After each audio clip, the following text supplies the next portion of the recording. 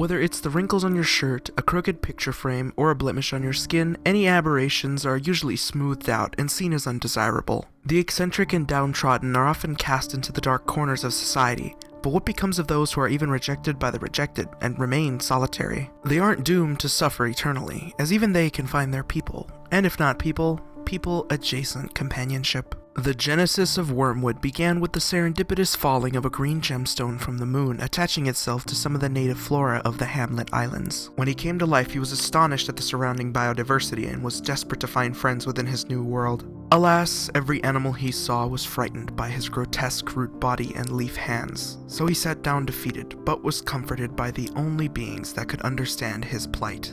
With 150 health, 150 hunger, and 200 sanity, Wormwood is a die-hard environmentalist. He has a way with all things botanical and can empathize with tubers, alliums, and cruciferae alike, a fact made obvious by his verdant exterior and affinity for manure. My name is LimeLichen. Prune your bushes and graft those saplings as I tell you about how it feels to play Wormwood.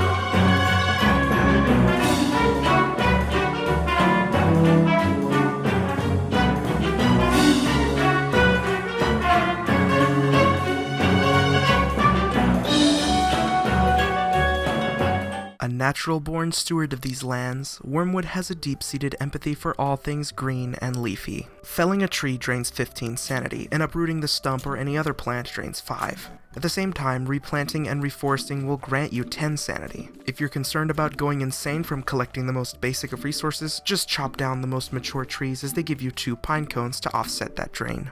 If you've ever been in a 9th grade biology class, then you'd also know that plants operate differently to life in the kingdom of Animalia. They aren't usually involved in combat, and any damage to their bodies isn't repaired but grown over or can be fatal, like missing bark or a broken stem. Wormwood is no exception. He can't heal himself through eating any foods, probably because he's a walking, talking pile of vines and leaves with no internal organs. Along with that, he's 25% more vulnerable to fire damage and stays burning for up to a second longer than other survivors. This changes the meta for procuring and preparing foods drastically. Crockpots and especially bird cages are made almost obsolete except for pig king trading and gunpowder production, as pierogies and bacon and eggs have no effect on you. Every enemy encounter becomes a war of attrition to see who will give out first from lack of health sources, and most of the time, it's you. I don't know, maybe you're like me and you forget you even have a health bar and just straight up die. Wormwood, instead of relying on gluttony, gets all his vitality straight from Mother Nature, which is a nice way of saying he's a based, brown-pilled poop maxer. All kinds of rot, manure, and manure-based products can be smeared all over his body for varying levels of healing. Wormwood even has a specially formulated herbal therapy called Compost Wrap, made by combining all things good for plants like manure, rot, and niter. Applying it heals you for 40 health, 8 immediately, and 32 across 32 seconds. It might get tiring to collect all these plant food items, especially if you're not used to using them for farming. If it becomes too much for you, you can always use the other items in the healing tab, as healing salves and honey poultices will also work on Wormwood. Honey poultices I recommend more because of their simpler crafting recipe and not requiring combat to harvest those resources. Honey farms are made easy by Wormwood's perk Be Kind, which will allow him to harvest bee boxes and walk near killer or springtime bees without making them hostile. If that's still too much for you, you can simply sleep off any damage in a tent or siesta. I made heavy use of this on stream. There's like a combined hour of footage of me just sleeping in a tent, as it's a consistent source of healing and keeps you warm. Plus, the hunger drain is a non-issue for someone who has such robust farming skills, which we'll discuss later in the video. Still, the game encourages you to use plant items, as every source of fertilization also increases Wormwood's bloom meter. When in bloom, Wormwood can move faster and leave a trail of pretty flowers in his wake, at the cost of his hunger, each stage of bloom increasing the drain rate to a maximum of 20%. I tried my best to stay in bloom for the majority of my playthrough, but I didn't have an icebox on my base early game, so I was struggling to keep my hunger above anorexia levels. Be sure to pack some trip snacks like jerky or dried kelp with you if you plan on staying as flowery as possible. That might be the only annoying thing about this form, that and the entourage of bees that will end up pestering any followers or other players during spring. It's even more irritating when they wander into your melee range during boss fights. Bloom also grants some overheating protection, and with the right perk, photosynthesis during the daytime, slowly restoring some health. It only lasts 3 days, but you can keep yourself in bloom by continuously applying growth formula. You can make it with some kelp fronds, ashes, and a bottle. Letting it sit out and ferment will give you super fermented growth formula. Not only does it extend bloom duration, it can also restart the process from stage 2 instead of having to wait through all 3 stages. Glommer's Goop and Tree Jam does the same. Compost wraps will also give a flat bonus to your bloom meter. If there's a deficit of beefalo in your world, or you've used up the manure faster than they can produce it, Wormwood also possesses a recipe for an effective diuretic. Housed on the middle left skill tree branch, the syrup of Ipecaca, made with 1 honey, rot, and redcap, can be fed to any animal, but beefalo and pigs are the best, to force them to absolutely shit their guts out, taking some damage and dropping a total of 15 manure. Everything you need to feed your fecal fanaticism is easy to get if you know where to look. Rot can be made expediently by waking Toadstool and walking in the spore clouds to make any common item like light bulbs or kelp fronds into rot. Red caps can be farmed much easier with perks that increase mushroom planter yields. Now those planters require living logs, but fear not, as Wormwood can simply perform some self-harm and have as many living logs as he has blood to bleed. Actually, I don't think he has blood. Chlorophyll to bleed? This gives him earlier access to tier 2 magic items like dark swords and his exclusive armor piece and floor trap. The bramble husk gives 80% damage resistance as well as Thorn's AoE attack for 22 damage in a 1-tile vicinity. It also allows him to harvest spiky plants like cacti, spiny bushes, and roses without getting hurt. That feature in particular I used heavily as it saves on armor and allows me to regularly collect cacti to fight bosses without meeting my arch nemesis, the Terrorbeaks. Plus the AoE damage is great for swarming enemies. At the end of the center right insight branch, taking the Bramble Husk Specialist perk gives you bonus Thorns damage if you perform a 3-hit combo. I never used this skill. I mean, it's not like it's useless or anything, I just decided to allocate my skill points elsewhere. The Bramble Trap is similar to a Tooth Trap, but with the caveat that it will hit anything that happens to be in a 1-tile vicinity when it's triggered. That includes you and other players if PvP is enabled. So if you plan on hiding behind them, wear the Bramble Husk to avoid friendly fire. With the Bramble Trap Specialist perk, you can even reset them by walking next to them when in bloom. They're still better than normal tooth traps anyways, as they have the potential to hit multiple targets when triggered. They unfortunately still have the limitation of not being triggered by mobs that don't walk. Further to the right on the skill tree, there's 2 perks that give extra utility to Brightshade weapons. Lunar Guardian 1 spawns vines to trap an enemy in place when they attack you while you're wearing Brightshade armor, and allows you to combine the Brightshade armor and Bramble Husk into one piece called Bramble Shade, which gives you the best of both worlds, dealing planar damage with each Thorns attack and being compatible with Bramble Husk Specialist, although you lose out on the Vines ability if you combine those 2 pieces. Lunar Guardian 2 makes Brightshade weapons act like Thulsite clubs and randomly summon a vine to attack alongside you, dealing 70 damage. Naturally, you'd expect to make better use of lunar gear, seeing as Wormwood comes from the moon. There's one last combat ability that in my mind cemented Wormwood as a real contender for the best support character, and that is the Mushroom Cloud perk. Eating moon shrooms causes Wormwood to fart out a cloud of sleepy spores. Oh my god, who wrote this character? A fucking coprophile? Yeah, and I mean it. It is one of the best abilities of any character, replacing the non-renewable pan flutes with a far cheaper and easier to farm alternative. Let me tell you, when I fought Bee Queen with the cheesiest of cheeses that ever cheesed the game, I felt powerful. She couldn't touch me. She was stuck in my fart attacks.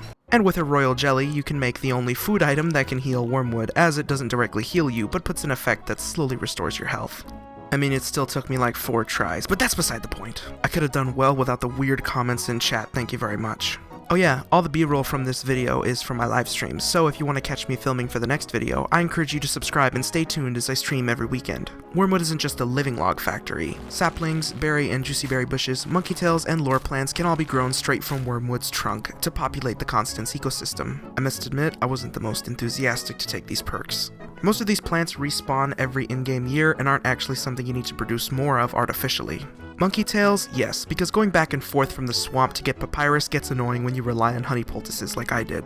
And what gave Clay the bright idea to organize their skill tree like this? Why should I be forced to take the other crafting perks if I'm only going to use the monkey tails? Why didn't they organize it like Willow's skill tree where you could pick and choose which spells you wanted to unlock? Once again, Clay demonstrates their ignorance on what fans really want. If you happen to be one of those weirdo mega basers who colonize every square foot of the constant, you'll be absolutely head over heels with this. I prefer to embody my inner Disney princess and Cinderella my worlds with the top left branch, which is the Lunar Cultivator perks. These let you pick various plants and make them into little helpers, although they have short lifespans of only 2 days. Carrots become carats for 5 health each, which can collect loose scraps of food off the floor and bring them to you. Great for foraging for seeds or the remains of a recent murmur. Also, they're just plain cute. Light bulbs become bulbous light bugs for 10 health each, which orbit around Wormwood and light up the surrounding area. Each one has a pathetic light radius, so 2 or more is best, but you can only have a maximum of 6. Make sure you're periodically respawning them if you're exploring. You don't want them poofing out of existence while you're deep in the ruins. The last creature is a salamander made from dragon fruits for 25 health. They're smaller than their lunar island brethren, but will fight for you and heal themselves automatically. Obviously useful for culling annoying creatures like hounds, but just like other characters' followers, they'll keel over and die when presented with a boss that deals more damage than their entire health pool. On the bright side, all these creatures can be crafted with stale or spoiled plants, and their freshness will be reset when they despawn, so they're practically infinite. What also becomes practically infinite is your vegetable supply when you're playing Wormwood. He can plant seeds anywhere, except rocky turf, without first tilling the ground or making farm soil with the garden digamajig. He can also talk to plants and harvest them faster. You probably still want to make farm soil because while you can plant anywhere, without it you can't water or fertilize crops, and thus not get as many seeds back. Wormwood can still be better at traditional farming, planting anywhere without ever having to craft a hoe, and when in bloom, raising plant happiness without yapping or playing music. He's also an expert weeder and immune to triggering spiny bindweeds, fire nettles, and tillweeds, allowing him to have a clean and efficient garden with no hassle at all. That's exactly what you'll need if you enjoy playing with other people, as per the title of the game. Wormwood can do all the agricultural work, moving berries and grasses to fertilize, raising vegetables, and farming honey, and he's happy to do so. Not to mention that his bramble husks can be equipped by other players to protect them, even if they cannot benefit from the 3-hit combo perk. That Green Thumb's utility to a team cannot be overstated. Warley especially appreciates the support, as most of your time would otherwise be allotted to farming garlic, peppers, and other ingredients for his exclusive dishes. Plus, Wickerbottom can make the whole thing go even faster with her horticulture books. I swear, after the return of them, this game became Farming Simulator 2025.